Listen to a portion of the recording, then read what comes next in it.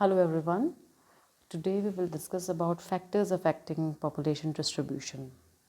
आज हम इस वीडियो में जनसंख्या के वितरण को प्रभावित करने वाले कारकों को डिस्कस करेंगे। देखिए, जब हम बात करते हैं जनसंख्या के डिस्ट्रीब्यूशन की, तो बहुत से फैक्टर्स हैं जिनसे ये जो जनसंख्या का वितरण है वो प्रभावित होता है। और इस क्रम में सबसे पहला जो कारक है वो है अवस्थिति यानी लोकेशन। लोकेशन जो है वो बहुत ही डिटरमाइनिंग फैक्टर है पॉपुलेशन के डिस्ट्रीब्यूशन को लेकर। देखिए, किसी भी प्रदेश की अवस्थिति जो है वहाँ उसकी अवस्थिति वहीं के दूसरे देशों से संबंध पर, परिवहन और व्यापार तथा मानव इतिहास पर इस अवस्थिति का प्रभाव होता है। जैसे एग्जाम्पल के लिए भारतवर्ष की अवस्थिति हिंद महासागर इंडियन ओशन के मध्य में है, जहाँ से मध्य पूर्व के देशों तथा अफ्रीका, ऑस्ट्रेलिया, पूर्वी द्वीप समूह आदि के साथ समुद्री व्यापार की सुविधा इसको उपलब्ध है। यूरोप में जिन प्रदेशों की केंद्रीय अवस्थिति है यानी सेंट्रल लोकेशन है, उनमें खनिज विकास के पूर्व काल में भी काफ़ी जनसंख्या थी। तो मध्य जैसे भूमध्य सागर के चारों और तटीय भागों में भी बहुत प्राचीन समय से मानव बस्तियाँ हमें देखने को मिलती हैं। तो लोकेशन किस प्रकार की है, क्या क्या फैसिलिटी को लोकेशन प्रोवाइड कर रही है, ये बहुत से फैक्टर्स हैं जो कि पॉपुलेशन के डिस्ट्रीब्यूशन को डिसाइड करते हैं। संसार की लगभग 75% जनसंख्या महासागरों और समुद्रों की तटीय जो क्षेत्र हैं, कोस्टल फ्रिंज जोन्स हैं, वहाँ पर निवास करती है। इसका मुख्य कारण अवस्थिति का ही प्रभाव है, क्योंकि तटीय पेटियों में मत्स्य प्राप्ति, समुद्री परिवहन आदि की सुविधाओं के साथ साथ कुछ विशेष सुविधाएं हैं। जैसे जो कोस्टल एरियाज़ हैं, वहाँ की जलवायु बहुत मॉडरेट होती है और भूमि प्रायः मैदानी होती है, जिसमें कृषि, उद्योग, परिवहन और मानव निवास जो है वो सरलता से बसाए जा सकते हैं और उत्तम होते हैं। तो इसलिए लोकेशन बहुत ही डिटरमाइनिंग फैक्टर है पॉपुलेशन के डिस्ट्रीब्यूशन को प्रभावित करने में। उसके बाद है जलवायु, क्लाइमेट। जनसंख्या वितरण पर जलवायु का प्रभाव सबसे ज़्यादा होता है। संसार के सबसे अधिक बसे हुए भाग मानसूनी जलवायु तथा समशीतोष्ण जलवायु के प्रदेश हैं। चीन, जापान, वियतनाम, म्यांमार, बांग्लादेश और भारतवर्ष की जलवायु मानसूनी है। जैसा कि ये जो सारे एरियाज़ हैं ये मानसून टाइप ऑफ क्लाइमेट के एरियाज़ हैं। पश्चिमी यूरोप और संयुक्त राज्य अमेरिका की जलवायु समशीतोष्ण कटिबंधीय है। इन देशों में बड़े मानव समूह का निवास है, यानी जहाँ हमें एडुकेट क्लाइमेट मिलेगा वहाँ पर जनसंख्या अधिक निवास करेगी। और जिन प्रदेशों की जलवायु अति उष्ण और शुष्क है, जैसे कि सहारा मरुस्थल, अरब मरुस्थल, थार, कलाहारी, अटाकामा और ऑस्ट्रेलिया के मरुस्थल, ये जो हॉट डेजर्ट्स हैं, क्योंकि वहाँ पर क्लाइमेट जो है इतना फेवरेबल नहीं है, इसलिए वहाँ आबादी हमें कम देखने को मिलती है। इन मरुस्थलों में एक व्यक्ति प्रति वर्ग किलोमीटर से भी कम जनसंख्या है। अति उष्ण और अति आर्द्र वनों में भी जनसंख्या कम होती है, जैसे अमेजन के वनों में जनसंख्या कम मिलती है। हिमालय पर्वत और तिब्बत के पठार की जलवायु भी जनसंख्या के निवास के लिए अत्यंत कठोर है। मानव स्वास्थ्य के लिए अनुकूलतम जनसंख्या वह है जिसमें ग्रीष्म ऋतु में सबसे ज़्यादा गर्म महीने का औसत तापमान 18 डिग्री सेल्सियस से अधिक न हो और शीत ऋतु में सबसे अधिक ठंडे महीने का जो तापमान है वो 3 डिग्री सेल्सियस से कम न हो। सामान्यतः 4 डिग्री से 21 डिग्री तक तापमान के प्रदेश जनसंख्या के लिए बहुत अनुकूल रहते हैं। तो जब एडिक्वेट क्लाइमेटिक कंडीशन होगी वहाँ, तो वो जो एरियाज़ हैं वो जनसंख्या के लिए अनुकूल होते हैं। तापमान के प्रभाव का एक ज्वलंत उदाहरण ऑस्ट्रेलिया के आबादी वाले क्षेत्रों का है, जहां यूरोप की गोरी जाति के लोग जाकर बसे हैं। वहां उच्च तापमान के क्षेत्रों की मानव निवासिता कम है, अतः ऑस्ट्रेलिया के उत्तरी तथा पश्चिमी भाग में उष्ण जलवायु के अल्प जनसंख्या वाले क्षेत्र हैं, जबकि 30 डिग्री दक्षिणी अक्षांश के दक्षिण में समशीतोष्ण जलवायु के कारण इन क्षेत्रों में अधिक जनसंख्या मिलती है। क्योंकि उस दक्षिणी भाग में ग्रीष्म ऋतु में तापमान 27 डिग्री सेल्सियस से नीचा रहता है। उत्तरी गोलार्ध में कर्क रेखा ट्रॉपिक ऑफ कैंसर जो है और 40 डिग्री नॉर्थ जो लैटिट्यूड के मध्य में उष्ण मरुस्थलीय प्रदेश स्थित हैं। वे सभी जो मरुस्थलीय प्रदेश हैं अल्प जनसंख्या के क्षेत्र हैं। और इसी तरह हमारे जो बाकी जो डेजर्टिक एरियाज़ हैं वो भी हमें कम देखने को वहाँ पे भी पॉपुलेशन जो है वो बहुत कम देखने को मिलती है। तो क्लाइमेट भी एक डिसाइडिंग फैक्टर है पॉपुलेशन डिस्ट्रीब्यूशन के लिए। तीसरा आता है भूमि की बनावट यानी टेरेन। देखिए भू रचना का भी जनसंख्या पर गहरा प्रभाव पड़ता है। मैदानी भागों में भूमि समतल होती है और वहाँ खेती करने के लिए भूमि तथा सिंचाई, परिवहन और व्यापार की सुविधा होती है। इसी कारण मैदान बहुत सघन आबाद होते हैं। पहाड़ों पर खेत जोतने की भूमि तथा सिंचाई की सुविधा बहुत कम होती है, अतः वहाँ कृषि करना बहुत कठिन होता है। पर्वत पर घर बनाने और गांव बसाने के लिए भूमि उपयुक्त नहीं होती है, इसलिए पहाड़ों पर बहुत थोड़े मनुष्य रहते हैं। बंगाल के डेल्टा में 900 व्यक्ति प्रति वर्ग किलोमीटर से भी अधिक जनसंख्या है, जबकि असम में केवल 350 व्यक्ति प्रति वर्ग किलोमीटर जनसंख्या निवास करती है। और अरुणाचल प्रदेश की स्थिति को हम देखें तो मात्र 13 मनुष्य प्रति वर्ग किलोमीटर रह रहे हैं। पठारों तथा मैदानों की अपेक्षा कम, परंतु पर्वतों की अपेक्षा अधिक जनसंख्या निवास करती है। संसार में सबसे अधिक जनसंख्या के 4 बड़े समूह हैं, जो चीन, जापान, भारत, बांग्लादेश, यूरोप तथा पूर्वी संयुक्त राज्य में हैं। ये चारों बड़े जनसमूह मैदानों में बसे हैं। इसके विपरीत हिमालय, रॉकीज, एंडीज आदि पर्वतों पर थोड़े लोग रहते हैं। चीन का बड़ा मैदान वांगो, यांगत्से और मेकियांग नदियों के मैदान सघन आबाद हैं। जापान की जनसंख्या भी अधिकतर समुद्र तटीय मैदान में ही बसी है। यूरोप में डेन्यूब, राइन आदि के मैदानी भाग में, संयुक्त राज्य में मिसिसिपी का मैदान आदि जो एरियाज़ हैं वहाँ पर सघन आबादी मिलती है। तो ये जो टेरेन जो है, भूमि की बनावट जो है, वो भी बहुत ज़्यादा प्रभावित करती है जनसंख्या के वितरण को। अगला है वाटर सप्लाई यानी जलापूर्ति। मनुष्य की जैविक आवश्यकताओं में जल का स्थान भोजन से भी पहले है। यद्यपि सामान्यतः जल भोजन के साथ ही सम्मिलित कर लिया जाता है। जल की आवश्यकताएं मुख्यतः 3 प्रकार की हैं। घरेलू आवश्यकताओं की यानी डोमेस्टिक वाटर सप्लाई, औद्योगिक कार्यों की जलापूर्ति यानी इंडस्ट्रियल वाटर सप्लाई, और सिंचाई यानी इरिगेशन के लिए जल की पूर्ति। अतः जिन प्रदेशों में या क्षेत्रों में जल पूर्ति की सुविधाएं होती हैं, उनमें ही आबादी होती है। इसी कारण नदी घाटियों में तथा भूमिगत जल वाले क्षेत्रों में जनसंख्या का वितरण अधिक मिलता है। तो वाटर सप्लाई भी एक इम्पॉर्टेंट डिटर्मिनिंग फैक्टर है पॉपुलेशन डिस्ट्रीब्यूशन के लिए। फिर आता है सॉइल्स यानी मिट्टियाँ। देखिए जनसंख्या का मुख्य आधार भोजन है। इसके बिना कोई भी मनुष्य जीवित नहीं रह सकता। जो मनुष्य वर्ग अन्नाहारी होते हैं, उनके भोजन के सभी अन्न मिट्टी में उत्पन्न होते हैं। जो मनुष्य मांसाहारी होते हैं, उनके भोज्य पदार्थ अर्थात पशुओं के लिए चारा, घास आदि भी मिट्टी से उत्पन्न होता है। इस प्रकार विश्व के सभी मनुष्यों का भोजन मिट्टी से ही उत्पन्न होता है और इसीलिए उपजाऊ मिट्टी वाले प्रदेशों में जनसंख्या बहुत सघन होती है। चीन, भारत और यूरोप में नदियों की घाटियों में कांप मिट्टी की बड़ी उर्वरा है, जिसके कारण वहाँ बहुत सघन जनसंख्या है। जावा द्वीप की जलवायु विषुवत रेखीय है, परंतु फिर भी वहाँ 400 मनुष्य प्रति वर्ग किलोमीटर से अधिक जनसंख्या है। इसका कारण जावा की उपजाऊ मिट्टी है जो लावा से बनी है। तो ये भी बहुत इम्पॉर्टेंट फैक्टर है सॉइल। जहाँ सॉइल फर्टाइल मिलेगी वहाँ पे आपको पॉपुलेशन मिलेगी। जहाँ बैरन लैंड्स होंगी वो प्रायः आपको खाली देखने को मिलती हैं। उसके बाद आता है वनस्पति और जीव जंतु, वेजिटेशन एंड एनिमल। जनसंख्या वितरण पर वनस्पति एवं जीव जंतुओं के प्रभाव को हम निम्न बिंदुओं में से देख सकते हैं। पहला है भूमध्य रेखीय सघन अनियंत्रित वनस्पति के क्षेत्र में मध्यवर्ती अफ्रीका के जो कॉन्गो बेसिन है, जहाँ पे बहुत सघन डेंस फॉरेस्ट है, वहाँ पे आपको ज़्यादा जनसंख्या नहीं मिलती। वहीं शीत और उष्ण मरुस्थलीय प्रदेशों में बहुत कम वनस्पति होती है, इससे जनसंख्या वितरण भी कम होता है। देखिए जहाँ पर बहुत ज़्यादा डेंस फॉरेस्ट एरिया है वहाँ पे भी जनसंख्या आपको कम मिलती है, और जहाँ पे बहुत ही स्पर्स वेजिटेशन है वहाँ पे भी जनसंख्या आपको कम मिलती है। इसी तरीके से मध्य अक्षांशीय प्रदेशों तथा मानसूनी प्रदेशों में जहाँ वनस्पति सामान्य है, जिसे नियंत्रित किया जा सकता है, अतः कृषि कार्य के लिए ये एरिया अनुकूल है, वहाँ हमें जनसंख्या अधिक देखने को मिलती है।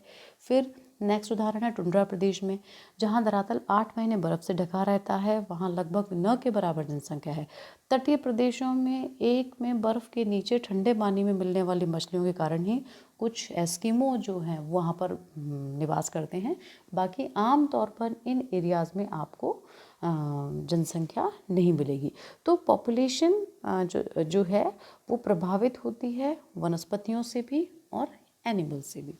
उसके बाद आता है खनिज पदार्थ यानी मिनरल्स। देखिए जिन प्रदेशों में खनिज संपत्ति की पर्याप्त मात्रा है उनमें औद्योगिक उन्नति की सुविधा रहती है। औद्योगिक उन्नति से अधिक जनसंख्या को भोजन, वस्त्र आदि प्राप्त होता है। रोजगार भी इससे प्राप्त होता है और अल्टीमेटली रोजगार से ही हमें ये सब फैसिलिटीज़ मिलती हैं। यूरोप के सबसे सघन प्रदेश वहाँ के कोयला लोहा क्षेत्र हैं। लोहा, तांबा, जस्ता अथवा अन्य खनिजों पर आधारित औद्योगिक विकास के कारण पश्चिमी और मध्य यूरोप में बेल्जियम, ब्रिटेन, जर्मनी, फ्रांस आदि देशों में बहुत सघन जनसंख्या मिलती है। 50 डिग्री उत्तरी अक्षांश के समीप पश्चिमी यूरोप की कोयला पेटी है।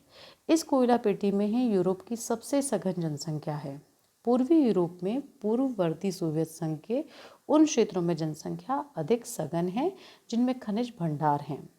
पूर्वी संयुक्त राज्य अमेरिका के खनिज क्षेत्रों में भी हमें सघन जनसंख्या देखने को मिलती है। तो जिन एरियाज़ में माइंस मिनरल्स अवेलेबल हैं वहाँ माइनिंग एक्टिविटीज़ होंगी, इंडस्ट्रीज़ बहुत ज़्यादा इस्टेब्लिश होंगी मिनरल्स के कारण, तो और इंडस्ट्रीज़ के कारण एम्प्लॉयमेंट के लिए लोग वहाँ बहुत ज़्यादा जाकर बसेंगे। तो मिनरल्स भी एक डिसाइडिंग फैक्टर हैं पॉपुलेशन डिस्ट्रीब्यूशन के लिए।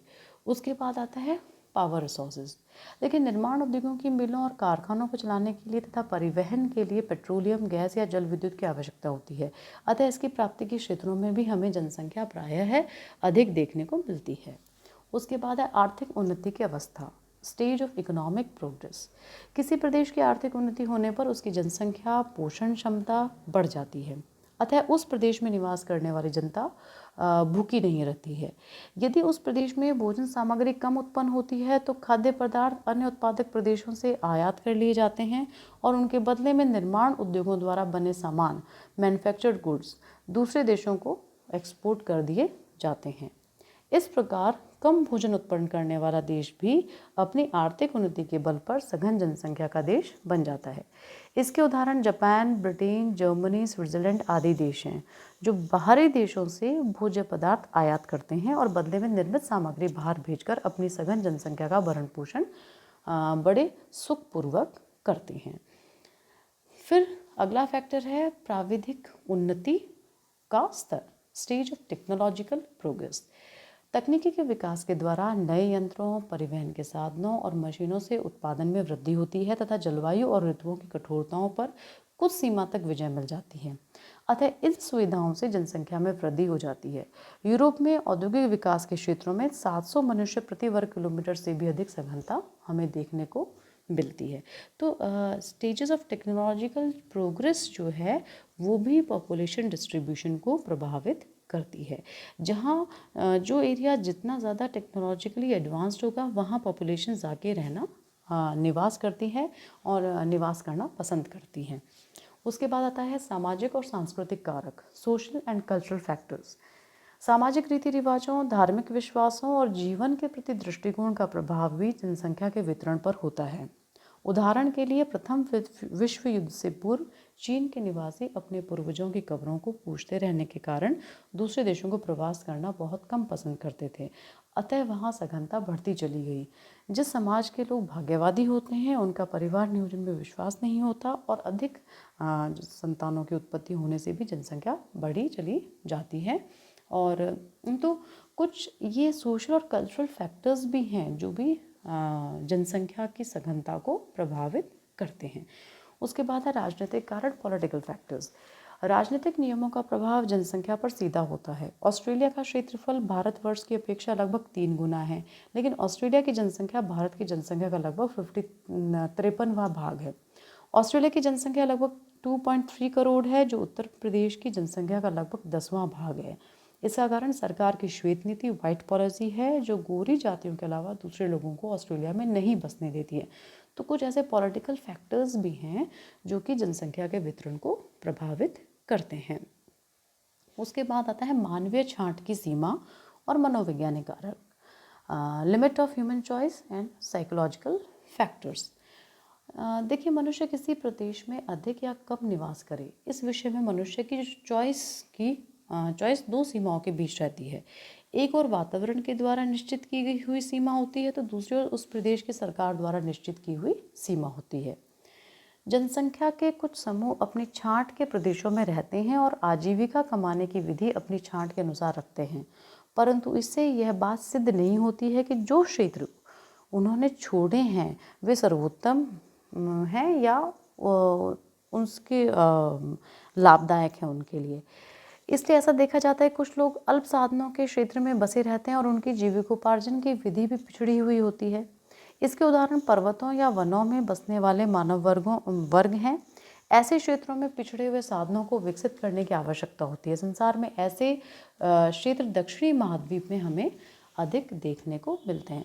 तो ये वाले एरियाज़ भी हैं। चॉइस लिमिट कर लेते हैं लोग अपने आप में ही कि हमें बाहर नहीं जाना है, हमें इसी एरिया में रहना है, या कुछ उनके साइकोलॉजिकल फैक्टर्स हैं, मनोवैज्ञानिक कारक हैं जिन कारण वे बाहर नहीं जाते हैं।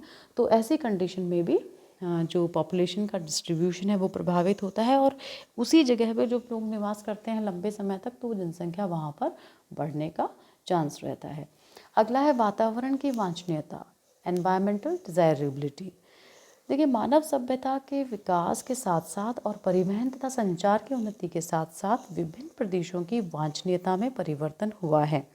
यद्यपि यह बात तो अब भी सत्य है कि जिस प्रदेश में आर्थिक संभावनाएं विभिन्न प्रकार की होती हैं, उस प्रदेश में बसने की इच्छा अधिक होती है, और जहां पर आर्थिक लाभ की संभावनाएं कम संख्या में होती हैं, वहाँ मनुष्य की छांट जो है, चॉइस जो है, बड़ी संकुचित होती है।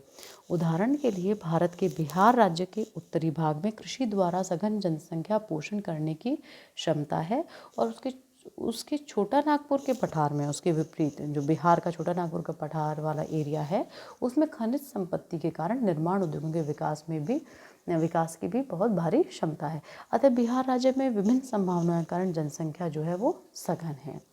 इसके विपरीत हम देखें तो हिमालय की तराई की पेटी में आर्थिक संभावनाएं कम हैं, अतः तराई की पेटी में जनसंख्या की सघनता जो है वो कम रहेगी। परंतु कुछ प्रदेश ऐसे भी हैं जिनका भूतकाल में आर्थिक मूल्यांकन कम था और आज उनका महत्व बहुत बढ़ गया है। इस परिवर्तन में आधुनिक परिवहन का भी बहुत बड़ा प्रभाव रहा है। नेक्स्ट फैक्टर है अंतर्राष्ट्रीय देशों की पारस्परिक निर्भरता, यानी इंटरडिपेंडेंस। देखिए, वर्तमान काल में विशेषीकरण बढ़ जाने से सभ्य राष्ट्र अपने भोजन, वस्त्र और दूसरी आवश्यक वस्तुओं के लिए एक दूसरे पर निर्भर करते हैं। ब्रिटेन और जर्मनी का भोजन अधिकतर ऑस्ट्रेलिया, कनाडा, अर्जेंटीना, न्यूजीलैंड आदि से मशीनों के बदले में आता है। अतः एक प्रदेश की उपज दूसरे प्रदेश की उपज से सफलतापूर्वक बदली जाती है। इस कारण विभिन्न प्रदेशों के उत्पादन में विशेषीकरण हो गया है और विशेषीकरण द्वारा अधिक जनसंख्या का पोषण हो सकता है। एग्जाम्पल और देखें तो अपन ग्रेट ब्रिटेन अधिकतर निर्मित माल और यंत्र आदि का निर्यात करके भोजन सामग्री दूसरे देशों से आयात करता है। जापान ने निर्माण उद्योगों का अधिक विकास करके अपनी सघन जनसंख्या के पोषण की क्षमता प्राप्त कर ली है।